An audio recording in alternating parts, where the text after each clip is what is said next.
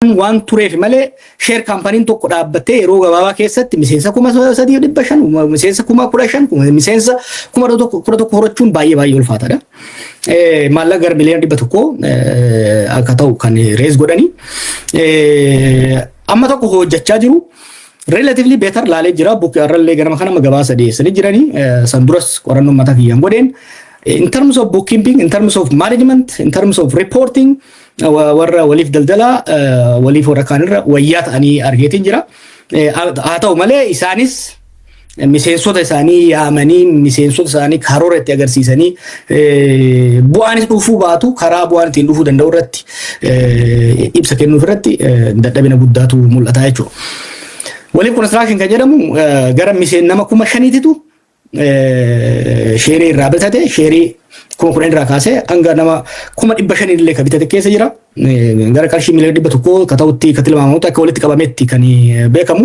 By the way, I think waliif daldalaan alatti warri kun maallaqa hagam takka hanga walitti qaban hin beekanii ibsuuf illee qophii hin qaban because they don't have the data jechuu dandeessa jechuudha. Yookiin immoo ibsuu hin barbaadan. Waliif geejjiba waliif transport kan jennu gara miseensota 1,500 irraa gara miliyoona 130 walitti qabe. Taaksii muraasa takka taaksii gara 10 wayii moo 30 wayii taatu fidee ture haa taatu malee sanis deebisanii urwanii yeroo ammatti waliif geejjiba hojii keessa hin jiru jechuudha. Waliif mineraal kan jennu albuuda irratti hojjechuudha ka'e gara miseensa 5,000tiif miliyoona gara birrii miliyoona 75 akka guuretti eeruun nuti qabnu kan agarsiisu. Yeroo ammatti haalli keessa jiru iyyuu hin beekamu jechuudha. Waliif liqiif qusannoo waliif qonna kunilleen maallaqa hamma tokko walitti qabanii jiranii haa taatu malee jiruuf jiraachuu dhabuu isaanii mirkaneeffachuun kan danda'amu miti. Waldaan biraa waldaa Oroobees jedhamu akeekni guddaan isaan ittiin dhaabatan gama real estateetiin mana isiniif jaarraa kan jedhu ture. Miseensa 1,400 walitti qabachuu danda'an jechuudha. Lakkoofsa xiqqaan seenaa sheer kaampanii dhaabdee har'a Finfinnee keessatti sheer kaampanii dhaabdee nama 100 sheerii gurguruun baay'ee ulfaataadha. Itiyoo Telekoom waggaa 2 dura parsantii 10 kaampanii san keessaa nan gurgura jedhee parsantii 3 qofa gurgure. Oromoo kana beekaa the power akkamitti abuse akka goone wanni naguubu Oromummaa sabboonummaa jaalala Oromummaa jaalala tokkummaa jaalala waliin guddachuu Oromoon yeroo san qabaachaa ture akkamitti abuse akka godhame akka hubattaniifan waan kana isin dhiyeessa. Itiyoo Telekoom kaampaniin guddaan katirfii guddaa qabu Itoophiyaa keessatti parsantii 10 gurgura jedhee parsantii 3 qofa gurguruu danda'e. Underperformed jechuudha. Kanaaf kaampaniileen keenya kan namoota hin beekamneen dhaabbatan garuu yeroo gabaabaa keessatti nam 1,400 this is small company by the way very small company walitti wal ga'anii jechuudha. Sheeriin namoonni sheeriin xiqqaan 10,000 irraa hamma miliyoona 1tti galchaa turanii jechuudha fudhachaa turan jechuudha. Maallaqa bara saniitiin jechuudha. San qofa osoo hin ta'in namoota 324 irraa mana lafa argannee jirra mana isiniif jaarra jechuudhaan kaaree 200 arganneerra hin argattanii asirratti bifa down payment'iitiin 35,000 irraa fuudhan jechuudha. Abbootii amantii jaarsotii gosaa fi sabaa waan adda addaatiin fayyadamanii namoota hedduu mobilaayiz gochuu danda'anii kan garitti agartan amma miseensota isaaniiti daataa isaa guutuutti hin qabaa waan tokko isin agarsiisuu hin barbaade yeroo sanitti namni keenya hagam takka akka hawwii qabaachaa ture. Kuna amma kana miidiyaa irratti amma na dheeratuun barbaachisaan turre garuu gaa ergaan kiyya kuni isin gaa jedheetiin jaarsota irraa bakka bu'ee isin dabarsaatiin hin jira waan dalaydan kana warra barakaa rabbi isinii haa godhu hadiisa rasuulaatti sallallahu alaihi wasallam inna allaha thalithu shariikaini maa lam yakun ahadu. Maaf kana isinii dhiyeesse this makes me emotional. Jarri kun ulamaa'ii gurguddoo biyyi sun qabdudha. Yeroo ammatti pirezidantii majlisa Itoophiyaa kan ta'an Sheekh Hajji Ibraahimii fi ulamaa guddaa biyyi sun qabdu Dr. Jaylaani. Manguddoo akkanaa kanatu dhaqee ijoollee kana eebbisee waan viidiyoo kana waraabanii namatti erganii uummata irraa maallaqa elmaa turan. Imagine the betrayal. manguddoo akkanaa kana uf dura hiriirsanii baay'ee isin dhiyeessuu hin danda'a. Abbaa gadaa bayyana sabbatu abbaa gadaa kun kan manguddoon jiru hundi ijoollee maallaqa aksiyoona dhaabde kana eebbisan kaffaltii tokko maletti waan ajaa'ibaa hojjetanii godhan jetu. Jarri kun maallaqa walitti qabanii gara maallaqa tilmaamuudhaan gara maallaqa miliyoona 130 ol ka ta'u fuudhanii waan tokko osoo ittiin hin jaarin dhiisanii biraa badan jechuudha. Completely yeroo ammatti bakka jiran tokko Sultaan Jamaa tokko Dr. Mahammed Jamaa tokko mana ofii ijaarrate kun biyya badee jira jechuudha. Yeroo hidhamanatti immoo himannaan irratti matamee himannaa san cinaa gubboodhaan cinaa immoo maafiyaa wajjin ta'uudhaan ofirraa tumuudhaan dhabamsiisan jechuudha. Ofirraa cufsiisanii biyya badanii warri maallaqa kenne hongee haree jechuudha. Africa Holding Group xiqqoo asiqeeti kan dhaabate akeekni isaa gama real estate fi daldalaatiin gara Oromoo fi namoota Oromoo ta'an Finfinnee naannoo sanitti cimsuu ka jedhuun kan dhaabate namoota beekamootu keessa ture. Abbootii aksiyoonaa 900 kan isaan officially kan jedhani miseensonni sadii olis jedhu garuu 900 kan officially kaampanii jedhu. Sheerii tokko birrii 5,000 irraa birrii 5,000 gurguranii xiqqaan sheeriin tokkichi 5,000 garuu sheerii sanii ol baay'ee bite namni. Namoonni risiitii na ergantu jira baay'ee maxxansuu hin barbaanne. Risiitiin namoonni na ergan 10,000 gadi nagarree amma miliyoonatti ka deemu jira jechuudha. Gara miliyoona 250 kan walitti qabanii baankii Siinqee irraa gara 1.3 biliyoona akka liqeeffatanii kan himatanii lafa mana jireenyaa hektaara 10 arganne jaanii garuu hektaara tokko qofa ka arguu dandeenyaan gammaatti. Gareen kun feer ta'uudhaaf hagammaa waggaan walgahii ni yaamu gabaasa ni dhiyeessu. Hojii qabatamaa irratti garuu gara gadiitiin kan agartan lafa irratti hojiin tokko sochiin tokko mul'ata. Haa ta'u garuu waan miseensonni sun isaan irraa eegan bakkaan ga'u irratti limitation guddaa hanqinni guddaan akka jiru agarra. Jara kaaniin walii fi warra Oroobeeziin waggaa wal bira qabne irra wayyaadha jarri kun garuu isaanis waan miseensi kun isaan irraa eegu bakkaan gahaa akka hin jirredha. Gara gadiitti kan agartan statementii isaaniiti jechuudha. Kabiraa Sikkoo Mandoo Business Group ka jedhamu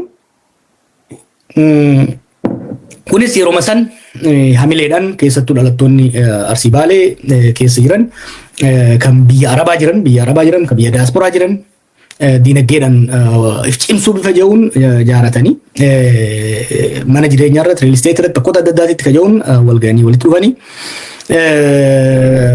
eeroon dhufe hamma miliyoona 500 kan jedhudha. Kan mirkaneessuu dandeenye Suudii qofarraa miliyoona 47 fi tuqaa 8 akka walitti qaban. Oromiyaa keessa immoo ka guurame hin beekamu riikardii nuun qabamne jechuudha. Oromiyaa keessatti Adaamaatti, Baaleetti, Shaashamannetti, Diyaasporaa biyyoota adda addaatti walitti qabaa turanii. Haa ta'u garuu qabatamatti kana jedhanii riikardii irra gahuu hin dandeenyu. Eeruu namoonni nu kennanii ala kana ka jedhamu they don't even have a proper record keeping wanne ajaa'ibaa jechuudha.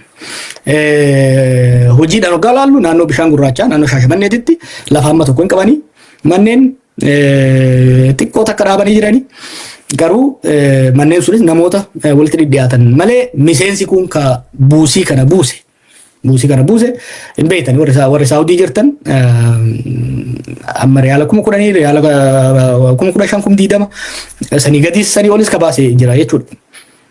Imagine bari wanni miseensi gaafachaa jiru bakkuma irra geessan nu himaadha. Bakkuma irra geessan illee himamaan jiru.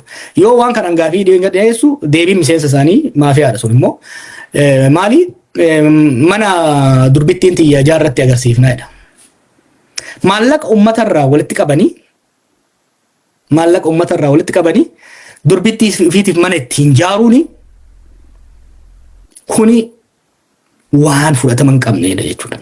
Waan fudhatama hin qabne waan nama qaanessuu jechuudha. Kan immoo torban guutuu walii deddeebisaa turre waldaa dargaggoota caffee hojii gamtaa kan jedhamu akkuma yeroo san carraa kanatti fayyadamuun kun immoo duriyyeedha wamaneedha. Duriyyeedha. Akkatti isaan siyaa'ina hamilee Oromoo ittiin abuse godhan advantage ittiin fudhatanii itti taphatan garaana nyaata beekta. Carraa dhufe duriyyoota akkana bara wayyaan illee hataa fi saamaa tureef illee carraan bahee namni kun nama 15,000 Oromiyaa keessa deemee gurmeesse tokko isaanii irraa 13,000 fuudhe incredible bar tokko irraa 13,000 fuudhe maqaa waldaa kanaatiin Finfinnee Shaggar Adaama Amboo bakka adda addaatitti lafa babal'aa fudhate chara ture jechuudha. Kanaaf miseensotaaf I think yeroo takka namoota xiqqoo caqacaqaniif qarshii 900 akkas kennee jira jechuudha. Tani achi waan godhee hin qabu. Kun immoo ilma homaa fi hamaadha yeroo namoonni gaafii itti kaasan dura wanni faa wajjin kaasaun kumasaa faa wajjin garee kaasee faa wajjin namoota tumsiisaa ture boodarra guddate yeroo ammaa inumaa'u humna waraana ofii qaba gaardii qaba waraqaa security dhat qaba kanaan fayyadamuudhaan namoota doorsisaa tumsiisaa deemaa jechuudha. Tegros kajamu immoo jira. Tegros kajamu kunis dargaggoota Oromiyaa keessa almost godina hunda keessatti dargaggoota gara 15,000 gurmeesse kunis gurmeessuudhaan tokko isaanii kaffaltii jalqabaa 5,000 kafalchiisanii waligala gara 1,75,000 walitti qaban jechuudha. San qofa miti leenjii isinii kennina biizinasa akka banattaniif leenjii isinii kennina jedhanii ijoolleen bakka jirtu irraa Asallaa Adaamaa bakka adda addaa dheettee hoteelaaf kafaltee leenjii saniif kafaltee maallaqa buusaa turte.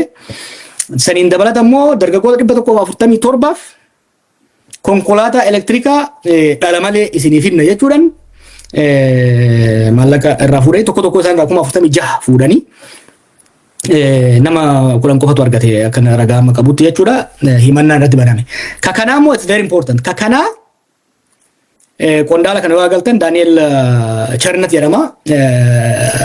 I think waldaa liqiif qusannoo Oromiyaa irra ture waggaa wanni kun eegalu amma immoo waldaa dargaggoo maali biiroo dargaggoo fi ispoortii Oromiyaa irra jira sheeriidha jechuudha. Jara lamaan kun kagartan kun namichi gubbaarra jiruu fi kan itti aanee jiru kun tokko mootummaa naannoo Oromiyaa keessa jira tokko Tegros kana hoggana waliin dargaggeeyyii miskiina kan hojii isinii uumna konkolaataa isinii finna jedhaniini harkaa fuudhanii biraa badanii xalayaa hedduu jira kan ammallee mana murtii keessa jiranii akka agartanitti Chaayinaa wajjin footoo ka'uudhaan isaan shawwadaa turan jechuudha. Kabiraa xiqqoo ka ture actually kuni elemtuu kan jaa'u jira elemtuun kuni wanni dhiyeesseef waan hedduu garana nyaateef uummanni Salaalee Oromiyaan hunduu hiyyettidha garuu uummanni godina Salaalee waan haati yoo rachii taateef seenaa uummanni godina Salaalee funyaan Finfinnee jala jiraate uummata akka malee hiyyeessaa uummata akka malee rakkataa uummata yeroo dheeraa miidhaan hamaarra jiru yeroo ammallee lola keessa jiru jechuudha. Wanni rabbiin naannoo saniif kenne looni aanan akka ajaa'ibaa jira loon takka irraa maatiin guutuutti jiraachuu danda'a.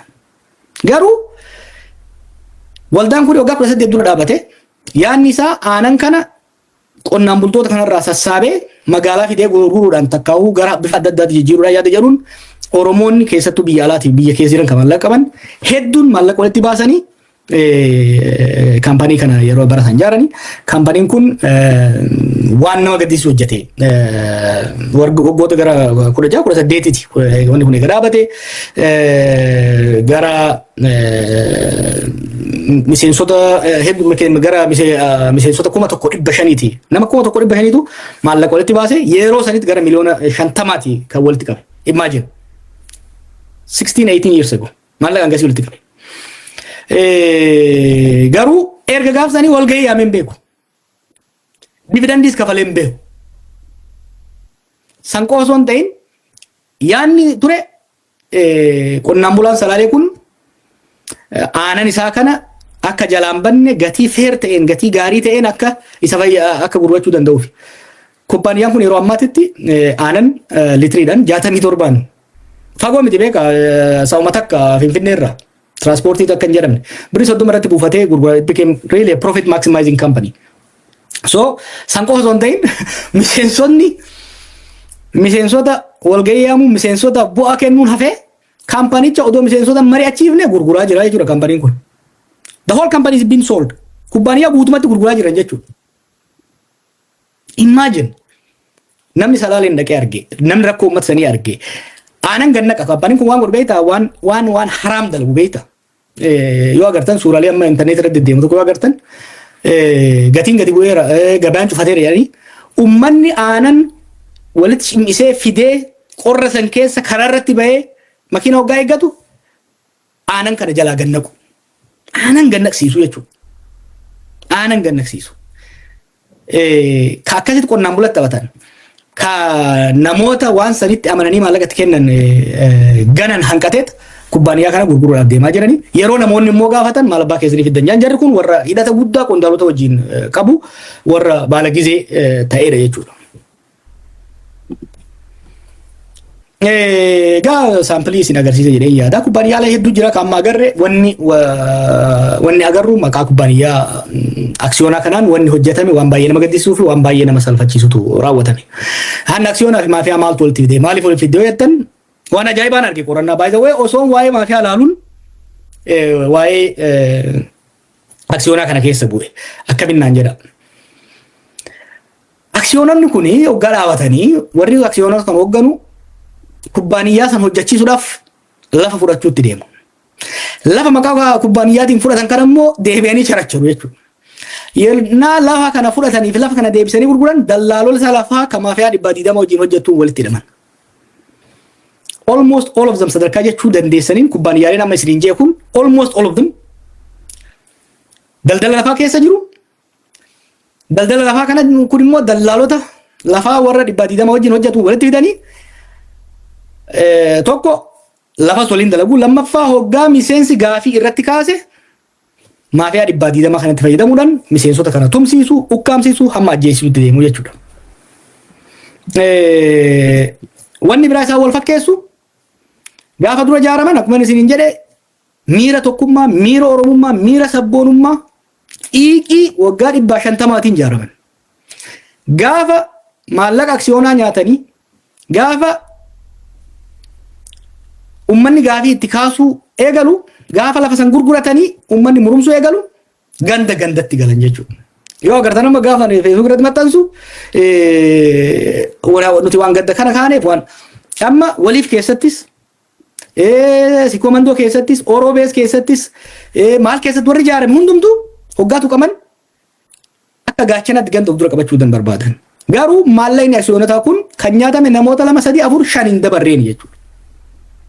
Kuni maal isaan godhaa akkuma maafiyaan gaafa ijaaramtee saamtu ufumaa sochootee ufumaa saamaa turte gaafa immoo saaxilamtu gandatti galtu warri aksiyoon maqaa aksiyoonatiin hatu kunis bifa hamaa ta'een even miseensota fakkeenyaaf yoo akka Oromiyaatti dhaabbatanii jiraatan guutuu yoo ta'e godina Shawaa Wallagga Arsii akkasitti adda qoodan yoo immoo akka Salaaleetti kan dhaabatan taate achumatti Yaayyaa Gullallee fi maalitti adda qoodan yoo akka Arsiitti kan dhaaban taate Baalee Arsiitti yookiin immoo Baddaa Gammoojjiitti adda qoodan bifa kanaan deemuudhaan hojii maafiyaan Oromoo addaan bittinneessuudhaaf godhaa jirtu irratti jarri kunis hirmaannaa guddaa godhaa jiran akka diina Oromootti ilaalaa jechuudha jara kana.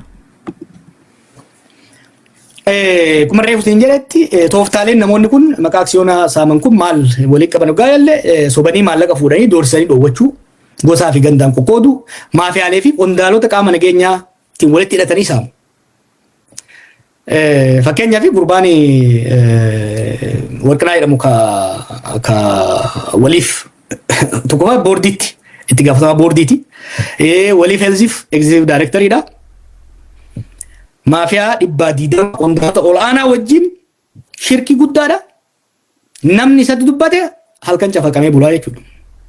Namni kun dur miseensa raayyaa ittisa biyyaa damee Harar kaampii Harar keessa hojjetaa waan tureef hospitaala qaba nama waliif heelziin kun hospitaala qabachi. Hospitaala san gaafa achi dhaqu mooraa san bulaa jeneraalota kana fidaa namni uggee gaafii hojjetan gaafachuu danda'u jiru jechuudha.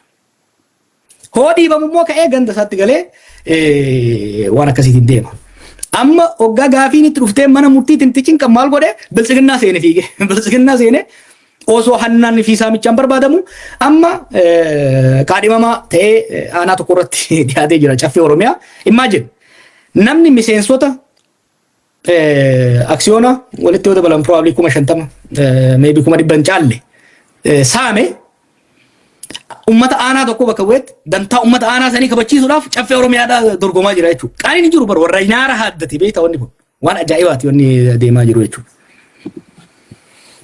Gola birratti akeekni ani waan kana irratti qorannoo eegaleefis wanni passionately waan kana irratti dubbachaa jiruufis hanna kaleessaa kana namoonni dhuunfaan maallaqa dhabuu qofaa miti. By the way namoonni baay'een yeroo san maallaqa irraa arganna ka jedhuun miti hedduun isaanii oromummaadhaaf contribute godhan jechuudha. Oromummaadhaaf maallaqa baasan. Wanni hamilee isaan kute gantummaa isaan irratti raawwatametu hamilee isaan kute jechuudha. Kanaaf hanna kaleessaa fi hattoota kaleessaa beeknee hannaa fi hattoota gara fuulduraarraa akka beeknuuf hawaasa keenya hubachiisuudhaaf jechuudha. Mootummaanis haa jennu mootummaanis hojmaata maqaa aksiyoonaan jiru kana hordofee seera jijjiiruu qaba jedhee amana. Maaliif I have never heard of biyya aksiyoonni gaa biyya nu jirru kana biyya faranjiis ni jira biyya adda addaa jira biyya faranjii qofaa miti. Ani Keeniyaa argeetiin jira Eeshiyaa keessatti argeetiin jira fakkeenyaaf Grameen Bank kan hojjetu dhaqee qoradheetiin jira biyya Banglaadeshitti. I have never seen namoonni maallaqa maqaa aksiyoonaatiin uummatarraa walitti qabanii cal godhanii nagayaan goobanii biyya keessa deeman Itoophiyaa qofan arge jechuudha. Ka akka namaatitti nama dura deemanii ka seeraan hin gaafatamne akka fedhanitti ka deeman kana qofan arge. Kanaaf yoo qaawwi seeraas jiraate ogeessonni seeraatii fi warri mootummaa kanarratti ilaalanii imaammataa fi sirna bulmaataa sirni lafa kaa'uun barbaachisaa.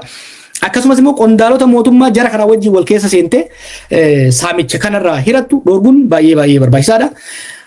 Manguddoon keenya, abbootiin gadaa keenya, sheekkoon keenya, paasteroon, qeesoon keenya waltajjii filachuun baay'ee barbaachisaadha. Namni beekaman waltajjii filachuun baay'ee barbaachisaadha.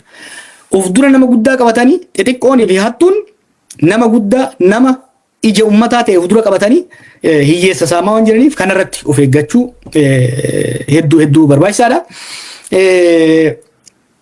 Keessattuu daasporaa biyya keessa warri jirtan wanni haaratti immoo amma ittiin deeman aksiyoona bira dabranii amma apaartaamaa gurguruudha. Lafa fudhatanii lafa san irratti kompiitaraan AI'dhaan hojjetanii osoo waan takka pilaana hin qabne osoo murannoo hojii hin qabne ka qilleensa irratti apaartaamaa gurguran kanas hin kasaarina. Maaliif namoota baay'eetu amma saniilee nu qoradhaa jedhanii itti deemaa jiran jechuudha. Nama keenya baay'eetu apaartaamaa jaarsisuudha viillaa jaarsisuu jechuudhaan biyya alaa biyya keessaayis maallaqa isaa ergee hagamma manas dhabee maallaqas dhabee kaaf hedduudha. Kubbaaniyyaa bifa garaagaraa dhaabna ka jedhan kana osoo hin beekne osoo sirriitti hin qoranne waastinaa takka hubabii osoo hin qabaanne akka keessatti hin seenne adiraa isiniin jechuu barbaada. Qorannaa aksiyoonaaf hidhata isaan maafiyaa wajjin qaban kanas addaan kukkutuun irratti duuluun saaxiluun baay'ee barbaachisaadha. Dhumarratti namoonni jaarmaa kana keessa maqaan keessan dhaame yoo gaafii qabaattan yoo komii qabaattan balballi kiyya banaadha. Yeroo kamiyyuu dhuftanii ragaa qabattanii maaliif hunda isaanii gaafii waggaan gaafadhu hin waakkatu. Garuu ragaa fidadhaa maallaqa meeqa walitti guurtan akkamitti namni kubbaaniyaa tokko hogganu maallaqa gaafa walitti qabee beekuu dadhaba. Eessa gootan hin beekan. Kanaaf ragaa keessa walitti qindeeffadhaa. Kanaan ittiin deema jechuun barbaada. Waliigalatti gaa gorsi ani nama keenyaaf qabu wanni waggoota 8 kana Oromoo waa hedduu keessa dabarre. Ka kana caaltullee rakkoo gurguddaa keessa dabarre. Garuu abiyuuziin maqaa aksiyoonaan godhame kunis waan miidhaa kasaaraa maallaqaa caalaa akka Oromoon akka walirratti dhabdanne. Oromoon akka gara fuulduraa wal hin amanne. Wanni Oromoo bakka hin geessu akka jedhamu. Collective self-esteem keenya kan ajjeesu. Walitti abdannaa, walirratti hirkannaa lammaan reefu jedhu san kan ajjeese jechuudha. Yaanni bareedaan, akeekni bareedaan, kaayyoon gurguddaan namoota salphoo hoggaa butame eessa akka ga'u siyaasa irratti agarree aksiyoona irratti illee kanuma agarree kanuma jechuudha. Gara siyaasa haala irratti dhiyootti bal'inaan isiniifan himaa waanuma irraa haasayaa turre lolli lola kaabaa jechuun hin dandeenyu amma lola lixaa fi lola kaabaati. Lolli kun lola silaa hanqisamuu danda'u lola eenyuufuu bu'aa hin qabne amma dhiibamee lola regional war ta'ee deemaa jira. Kanarratti hordofaa jirra waan deemaa jiru waan haaraa miti waan masinitti himaa turreedha almost waggaa 3 waan kanarratti lallabaa waywachaa ture. Osoma laallu qilee sanitti dhiyaachaa jirra. Waan dandeenyeen biyya keenyaaf uummata keenya oolchuudhaaf hojiin hojjennu ni jiraata. Guyyoota itti aanan kana keessatti ilaallee yoo wanti kun gara lolaatti ho'aa akka deemu taate dhiyaannee miidiyaa biraa irrattis taatu asirrattis xiinxala barbaachisaa fi gorsa barbaachisaa waliif kennina. Haga ammatti pirezenteeshinii kana wanni isin dhiyeessaa jiru torbanoonni dabran kana keessatti wanni isin dhiyeessaa jiru isin ta'ee jira. Istaayilli ittiin dhiyeessaa jiru akkam isin ta'ee jira. Bifa kana itti hafuuf immoo haa jijjiiru. Bifa gaafiif deebiitiin yoo barbaaddan bilbilaan bilbiltanii haalli ittiin hirmaachuu dandeessan illee mijeessuu nan danda'a. Dhimmoota yeroo yeroodhaan dhufan irratti xiqqoo gadi seennee wal hubachiisuudhaaf anis yeroo adda addaa immoo hayyoota biraatis wajjin taane wal barsiisaa deemuudhaaf karoora qabna. Wanti fooyya'uu qabu, wanni jijjiiramuu qabu, wanni isin hin taane, wanni isin ta'e maal akka ta'e yaada naa ergaa isin tajaajiluudhaaf waan dandeenye waan rabbi nu beeksiseen dhugaa Oromoo karaa dhugaatiin ibsuu irratti kan itti fufuta. Arraaf gaa sagantaan qopheeffadhe kanuma isin jaaladha nagaan naa bulaa. Hojiin qorannoon ittiin eegalle guyyoota itti aananii fi turban itti aanu keessatti kan itti fufuta. Odeeffannoo qabdan, komii qabdan hunda isaa karaa beekamaadhaan karaa Facebook isaa taatu WhatsApp, Telegram nu ergaa deefnee isin